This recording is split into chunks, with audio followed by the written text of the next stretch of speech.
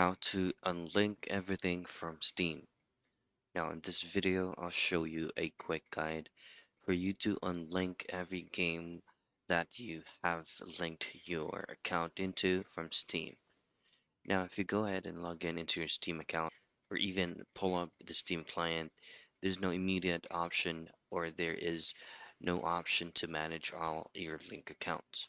What you want to have to do here is to coordinate with their support.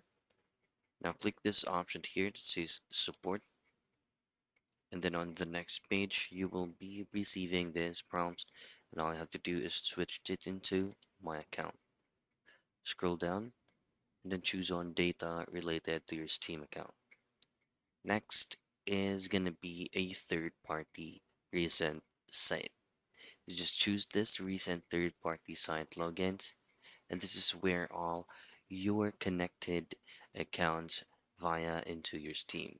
You just have to unlink everything from them. And then if you don't have that there, you just need to separately unlink on that specific account. Say for example, you have linked your Steam account into Rockstar Games, then you just need to log in into your Rockstar Games account and then link it from here.